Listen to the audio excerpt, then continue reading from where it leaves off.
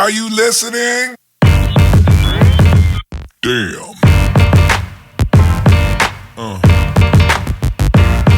Yeah. Yeah. Yeah.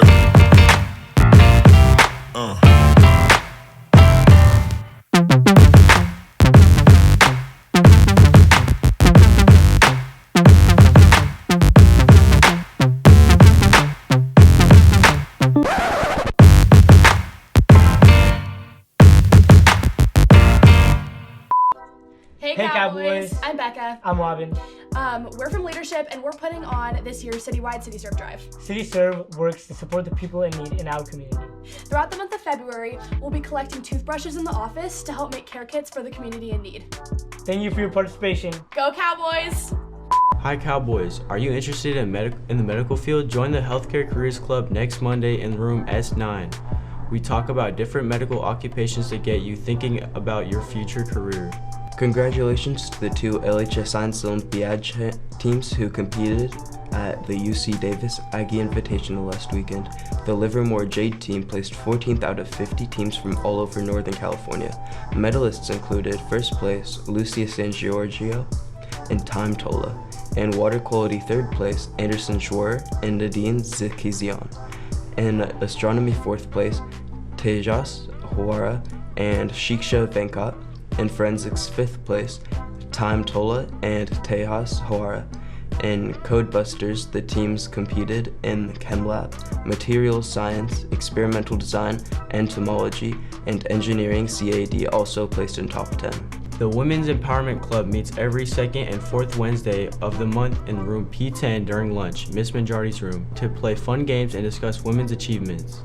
Attention seniors, if you are a Croce Elementary School student and are applying for college scholarships, please come to the library on Tuesday, January 10th to learn about the Leo R. Croce Scholarship worth $5,000. If you are interested in joining the LHS dive team, come to a meeting on February 3rd at lunch in the gym. It is your chance to meet Coach Allison Tonis. Boys Golf is having open course workouts at Wente on Monday, February 2nd and Wednesday, February 4th. The official season and tryouts start Monday, February 9th, 3:30 to 5:45 p.m. at Wente. All those interested in track and field, come by room 503 anytime to pick up information for the upcoming season.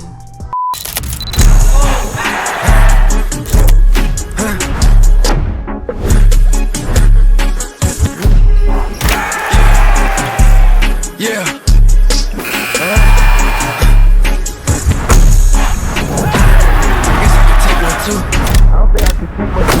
It ain't right if I fake what's true. I look in the mirror and saw you. Hi Cowboys, I'm Olivia. I'm Mr. Radke. And we're here in the Wellness Center doing an interview. Okay. Mr. Radke, how did the idea of the creation of the Wellness Center come together? Came together in like 2019. We had a group at the time called Principals Advisory Committee, a group of students that wanted to get together and talk about how they need more mental health support on site. And so we had the space at the time and we came up with the programming and made it happen to meet the need for our mental health for our students. How did the school receive the idea initially? The school received it pretty well initially. It's still kind of a new idea here, even in the Bay Area. We're seeing more and more centers open though. So it took about a year for more buy-in overall, but we're at a place now where I think we have pretty strong support. Was it easy for other teachers, students, and staff to get used to the Wellness Center? Yeah, I think, like I was saying, I think over time, like it took about a year, but we're now at a place where we have pretty good systems in place to make sure that students know how to access it, teachers know what the purpose is, admin support, all the way to the district level. And we have wellness centers now kind of like at all of our sites. Why is it important, do you think, for schools to have wellness centers? Just to support teen mental health in general. We know that if students are taking care of their mental health, that they're more likely to succeed not just socially, emotionally, but also academically. So having that space built in on site is really important. So students know they have a place to go to take a break, to reset, to talk to a counselor if they need to. What do you think is the main purpose of the Wellness Center? So you can kind of think of the Wellness Center as like the hub for mental health support on campus, right? So it's a dedicated space where students can go to get that mental health support, to get connected with outside services, to learn about resources, to gain skills to take care of themselves. So it's kind of like that mental health hub. How can people use it correctly or incorrectly? So we have messaging that goes out to all students and staff about how to access the Wellness Center. So a student can use it effectively for either a drop-in during class for 15 minutes with a pass to and from class with teacher permission, or they can come and ask to make an appointment. They can come if they just need a break for 15 minutes because they're not feeling well, or all the way up to like they're in crisis and need additional support. Students can be referred by parents, teachers, guardians, peers that can self-refer as well to come in. And we talk about everything from like anxiety, stress, depression, stuff that might be going on at home, whatever it might be, and it's just really important to remember that you don't have to be in crisis to come to the Wellness Center, right? You just might need 15 minutes for yourself to debrief and take a minute. So. Can any student be a culture keeper? So typically it's students that are interested in what we call like the human services pathway. So that could be, psychology, counseling, social work, being a therapist, being a social worker. Mostly juniors and seniors. Students are referred by a staff member also. So we look at a few things. And you have to have the space in your schedule for like an elective because it is a period of the day that you're in here with me working. Why did you or the person that had the idea come up with the system of having culture keepers? So from the start, we always had really strong student involvement. We started with 3 students, and now it's grown to where I work with about 15 or so every year.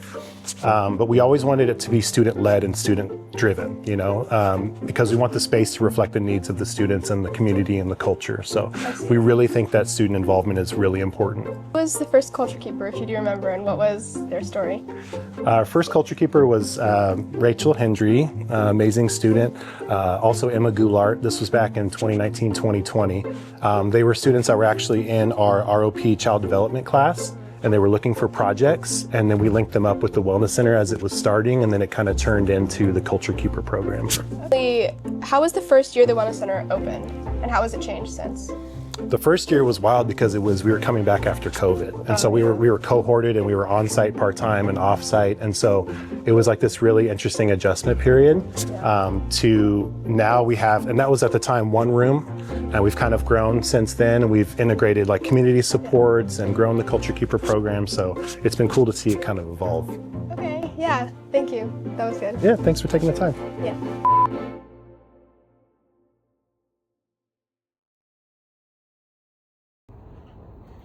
New year, new me. Time to get my ball on. Time to start a quick 5-mile run. Let's go. It's gonna be like 50 miles. How far did I get? I don't want to run. I want to do something else. Let's jump rope. 1. 1. 1. Bro. I hate jump roping. 1,000 sit-ups. Go. 1.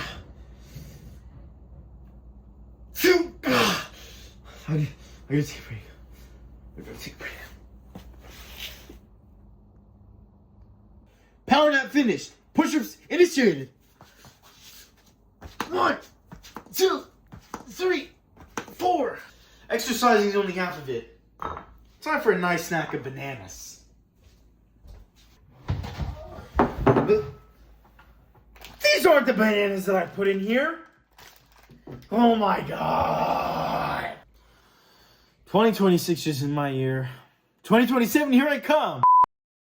Alright, well, what's the biggest red flag about yourself? I'm really too much of a lover boy, kinda. So just I love too much, honestly, really. And the girls in this generation, they just don't appreciate it, but I'm really just like a lover boy.